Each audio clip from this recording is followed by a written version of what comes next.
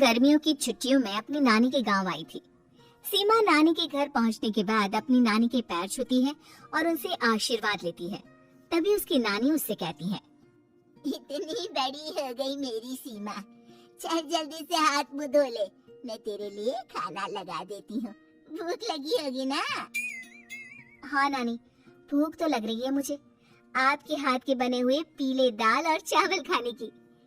कितना टाइम हो गया है मुझे आपके हाथ का बना हुआ दाल चावल खाए हुए। तू तो नौकरी में व्यस्त थी, तो तुझे कहाँ से टाइम मिलेगा अपनी नानी के लिए? और जब इतने टाइम बाद आई है तो ज्यादा टाइम के लिए रुक कर जाएगी तू। हाँ नानी, इस बार पूरे 2 महीने के लिए आई हूँ। सीमा की नानी अंदर जाकर उसके लिए खाना बनाने लगती है। सीमा कमरे में अकेली होती है, तभी उसे किसी औरत के रोने की आवाज सुनाई देती है। वो कभी खिड़की से बाहर झांकती है तो कभी दरवाजे से बाहर झांकती है। उसे समझ में नहीं आ रहा होता है कि आखिर रो कौन रहा है। तभी नानी खाना लेकर आ जाती है। वो अपनी नानी से कहती है, नानी, कोई औरत रो रही है क्या? मैं जब से यहाँ आई हूँ तब से मुझे यहाँ किसी औरत की रोने की आवाज आ रही है। हे भगवान, कहीं ये वही तो नहीं? बोलो ना नानी। अरे कोई नहीं रो रहा, ये तेरे मन का वहम है। और तू ना अब खाना खा ले, ज्यादा यहाँ वहाँ की बातों में ध्यान मत दिया कर। जल्दी से खाना खा और फिर मेरे साथ आ जा मेरे कमरे में, दोनों बैठकर खूब सारी बातें करेंगे। ऐसे ही अगले दिन सीमा अपनी नानी के साथ गांव के बाजार जा रही होती है। उसी रास्ते में फिर से किसी औरत के रोने की आवाज आती है। वो अपनी नानी से कहती है, अरे नानी, क्या सच में तुम्हें अभी भी किसी औरत की रोने की आवाज नहीं सुनाई दे रही? मुझे किसी औरत की बहुत बुरी तरीके से रोने और चीखने की आवाजें आ रही है। मैं बहुत परेशान हूँ नानी, आखिर ये कौन है? मुझे लगता है कि सीमा को शहर भेज देना चाहिए, यहाँ रहना उसके लिए ठीक नहीं। नानी बोलो ना, आप चुप क्यों हो जाते हो? सीमा, तू घर चल, मुझे तुझसे बहुत जरूरी बात करनी है। नानी सीमा को घर ले आती है और सीमा से कहती है, सीमा, कल सुबह तू शहर वापस चली जाएगी। अरे अचानक?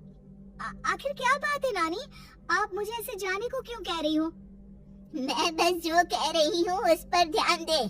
तू कल सुबह यहाँ से चली जाएगी, और ये बात मैं कोई मजाक में नहीं बोल रही। तू कल जाएगी तो मतलब जाएगी।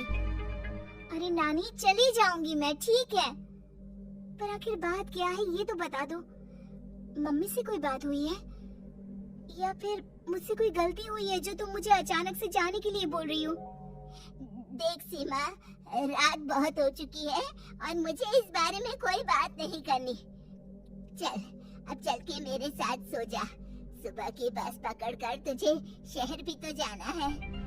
सीमा को अपनी नानी का ऐसा व्यवहार देखकर बहुत ही अजीब लगता है। उसे कुछ समझ में नहीं आ रहा होता है कि आखिर उसकी नानी उसे अचानक से गांव छोड़कर जाने के लिए क्यों कह रही है। ये सारी बातें सोचते सोचते सीमा की आंख लग जाती है और वो अपनी नानी के साथ सो जाती है। ऐसे ही आधी रात को सीमा को फिर से किसी औरत की रोने की आवाज सुनाई देती है। वो उस औरत की आवाज सुनकर बार बार करवटें बदल रही होती है और तभी उसे सपने में भी एक अजीब सी औरत की परछाई दिखाई देती है, जो इतना चीख चीख कर रो रही होती है कि सीमा डरकर उठ जाती है। वो पूरी पसीने पसीने हो रही होती है। वो अपने आसपास देखती है तो घर में बिल्कुल शांति का माहौल होता है। सीमा घबरा जाती है। वो अपनी नानी को जगाने की कोशिश करती है मगर उसकी नानी नहीं जगती। सीमा को फिर से उस औरत की रोने की आवाज सुनाई देती है। आखिरकार सीमा अपने आप को रोक नहीं पाती और वो घर का दरवाजा खोलकर बाहर निकलती है। आखिर ये माजरा क्या है? आज तो मैं पता करके रहूंगी। अब आवाज का पीछा करते हुए सीमा आधी रात को गांव के चौपाल के पास बने कुएं के पास पहुंच जाती है, जहां कुएं की चारों ओर बेड़ियां लगी होती हैं। उन बेड़ियों में लगे हुए ताले के साथ एक लाल रंग का कपड़ा और माता रानी का कलावा बंधा होता है। उस कुएं में से सीमा को किसी के रोने की आवाज आती है। सीमा परेशान हो जाती है। इस कुएं में कौन है? कौन है यहाँ? सुनो, कौन है? कौन रो रहा है? वो चिल्ला चिल्ला कर पूछती है और साथ ही लोगों को जगाने की कोशिश करती है, मगर किसी को भी उसकी आवाज सुनाई नहीं देती। अब सीमा खुद उस कुएं के पास की बेड़ियों और तालों को खोलने की कोशिश करती है और किसी तरह कुछ देर की मशक्कत के बाद सीमा उसको खोल भी देती है। और जैसे ही वो कुआं खोलकर उसके अंदर झांकती है, सीमा उस कुएं में गिर जाती है।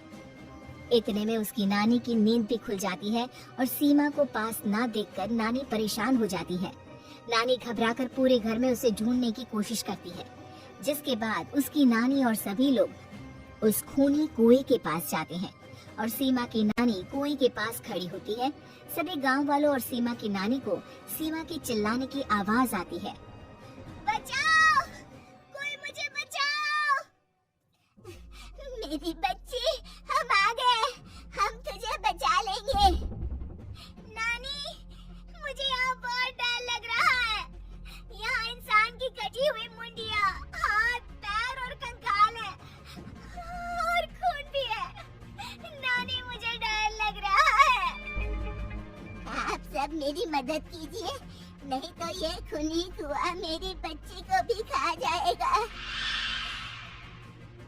अरे मुझे तो ये समझ में नहीं आ रहा कि आखिर इस खूनी कुएं को खोला किसने। सालों पहले इसको इतनी मुश्किलों के बाद तांत्रिक बाबा ने बंद किया था। अरे पूरा गांव खूनी कुएं के बारे में अच्छे से जानता है, तो कोई भी जानबूझकर तो ऐसा करेगा नहीं। मतलब किसी ने अनजाने में इसे खोल दिया है भैया। सीमा को इस बारे में मालूम नहीं था और जब से वो यहाँ आई थी तभी से उसे किसी औरत के रोने की आवाजें भी सुनाई दे रही थी। कहीं सीमा ने ही तो उसे नहीं खोला। अगर ऐसा है तो फिर सीमा का बचना बहुत मुश्किल है। वहीं कुएं के अंदर सीमा रोते हुए बैठी होती है कि उसे आवाज सुनाई देती है जो कुएं के बाहर खड़े गांव वालों में से किसी को सुनाई नहीं देता। आज सालों के बाद मुझे ताजा खून मिलेगा। तेरा खून पीकर आज मैं अपनी प्यास बुझाऊंगा।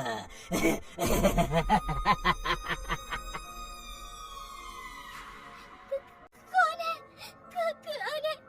मत मारो प्लीज, मुझे जाने दो प्लीज। मैंने किसी का क्या बिगाड़ा है? वो तुझे मरने के बाद पता चल ही जाएगा। जितने में गांव वाले और सीमा की नानी कुछ सोच पाते, उतने में उन्हें सीमा के चिल्लाने की आवाज आती है और अगले ही पल सब शांत हो जाता है। क्या हुआ? सीमा, मेरी बेटी। माफ करना बहन, लेकिन अब सीमा वापस नहीं आएगी। हमें एक बार फिर से कुएं को बंद करना होगा। गांव वाले तभी तांत्रिक को बुला कर लाते हैं। एक बार फिर अपने शक्ति से तांत्रिक बाबा उस कुएं को हमेशा हमेशा के लिए बंद कर देते हैं और वहाँ एक बोर्ड लगा दिया जाता है कि यहाँ आना मना है।